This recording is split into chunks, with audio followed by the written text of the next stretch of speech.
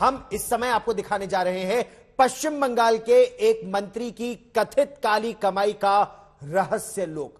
स्कूलों में भर्ती के बदले रिश्वत का खेल।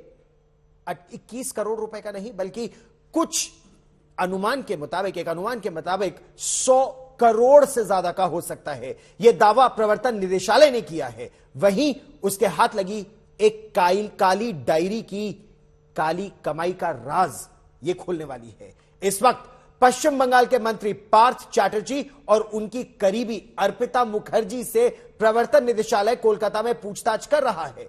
इस पूछताछ में काली कमाई के रहस्य लोक के कई खुलासे हो भी रहे हैं।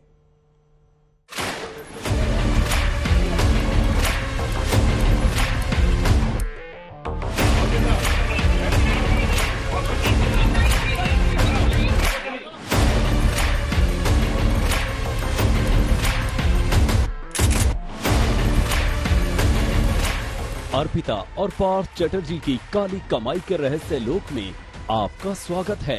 इस रहस्य लोक में अकूत दौलत के जितने भी कमरे हैं, उन सब का दरवाजा एक एक कर खुलने वाला है। काली कमाई के गुलाबी और हरे नोटों का ये अंबार उस रहस्य लोक का महज पहला कमरा है।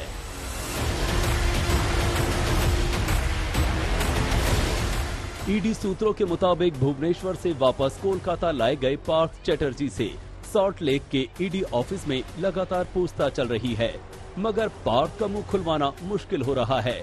वहीं अर्पिता मुखर्जी ईडी के सामने काली कमाई के राज लगातार खोल रही है। इसी के तहत ईडी सूत्रों के मुताबिक अर्पिता ने बता दिया कि उसके घर से बरामद 21 करोड़ के ये गुलाबी और हरे नोट मंत्री पार्थ चैटर्जी के हैं। इसके साथ ही पार्थ चैटर्जी के काले खजाने के दूसरे कमरों को भी अर्पिता ने खोलना शुरू कर दिया है और इस कड़ी में वो काली डायरी बेहद अहम सबूत बनकर सामने आई है, जिसे ईडी ने पार्थ चैटर्जी के घर से बरामद किया है।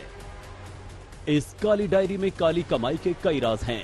ये डायरी बंगाल सरकार के उच्च शिक्षा और स्कूली शिक्षा विभाग की है। सूत्रों के मुताबिक इसमें 40 पन्ने हैं, जिनमें लेन देन का काफी ब्यौरा दर्ज है। इसमें कई लोगों के नाम मौजूद हैं। ईडी के अधिकारी उन नामों की लिस्ट बना रहे हैं। कई मंत्रियों के नाम और मोबाइल नंबर डायरी में दर्ज हैं। ईडी सूत्रों की माने तो ये डायरी स्कूल भर्ती घोटाले की कई परतें खोल सकती है। अर्पिता के घर से मिला कैश तो सिर्फ एक ट्रेलर है, पूरी फिल्म अभी बाकी है और ये फिल्म तब पूरी होगी जब 120 करोड़ रुपए का पता चलेगा। जी हाँ, यही सनसनीखेज दावा ईडी की ओर से अदालत में किया गया है कि ये पूरा घोटाला 120 करोड़ रुपए के आसपास का है और अभी सिर्फ 20 करोड़ के आसपास बरामद हुए हैं। बाकी के 100 करोड़ का पता लगाना बाकी है। सिर्फ यही नहीं, इससे भी बड़ा सनसनीखेज दावा किया गया है कि अर्पिता मुखर्जी और मंत्री पार्थ चैटर्जी दोनों फोन पर लगातार बातचीत करते थे और उन दोनों के साझा हस्ताक्षर की कुछ दलीलें भी, प्रॉपर्टी की दलीलें भी बरामद हुई हैं, जिसका ब्यौरा अदालत में ईडी ने पेश किया है। ईडी के अधिकारियों का दावा है कि काली कमाई का ये रहस्य लोक महज 21 करोड़ का नहीं है। उनका दावा है कि पार्थ चैटर्जी और अर्पिता मुखर्जी के नाम से करीब 140 करोड़ रुपए की प्रॉपर्टी है। काली डायरी के आधार पर ईडी अधिकारियों का कहना है कि पार्थ चैटर्जी की कोलकाता, बीरभूम, हुगली, दक्षिण 24 परगना, मुर्शिदाबाद और उत्तर 24 परगना सहित कई जिलों में बेनामी संपत्ति है। कोलकाता की बात करें तो ईडी के मुताबिक कोलकाता की डायमंड सिटी में पार्थ के 3 और फ्लैट मिले हैं। ईडी के सूत्रों ने दावा किया है कि Partha Chatterjee flat number 18/D, 19/D और 20/D के मालिक हैं। ये पूरी तरह से एयर कंडीशनड हैं। इतना ही नहीं, इनमें से एक लग्जरी फ्लैट ऐसा भी है जिसमें सिर्फ पार्थ चैटर्जी के पालतू कुत्ते रहते हैं। पार्थ सिर्फ धन प्रेमी नहीं है, पशु प्रेमी भी हैं। इसलिए एक फ्लैट उन्होंने सिर्फ अपने कुत्तों को समर्पित कर रखा है। इन 3 में से एक फ्लैट में अर्पिता मुखर्जी रहती थी। इसके अलावा पार्थ चैटर्जी और अर्पिता मुखर्जी ने बोलपुर में शांति निकेतन में साथ मिलकर एक अपार्टमेंट लिया था। इसे 2012 में खरीदा गया था। सूत्रों के मुताबिक शांति निकेतन के 7 घर और अपार्टमेंट भी जांच के दायरे में हैं। इसके साथ ही ईडी ने दावा किया कि अर्पिता ने करोड़ों की काली कमाई को सफेद बनाने के खेल का भी खुलासा किया है। उसने बताया कि फ्लैट से बरामद 21 करोड़ रुपए अर्पिता से जुड़ी कंपनियों में लगाने की योजना थी। अगर ईडी ने 1 या 2 दिन की देर की होती तो ये सारा पैसा यहाँ से बाहर निकल जाता। ईडी के मुताबिक प्रारंभिक जांच से पता चला है कि अर्पिता मुखर्जी ने पैसों की हेराफेरी के लिए करीब 12 फर्जी कंपनियां खोल रखी थी।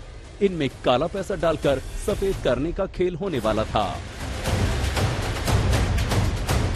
सूत्रों की माने तो करोड़ों रुपए कैश को लेकर जब ईडी ने अर्पिता मुखर्जी से पूछताछ की तो शुरुआत में तो आनाकानी करती रही, लेकिन जब ईडी के अधिकारियों ने गहनता से पूछताछ की तो अर्पिता मुखर्जी ने इस बात को कबूला कि दरअसल ये करोड़ों रुपए के कैश किसी और के नहीं बल्कि पार्था चटर्जी के हैं।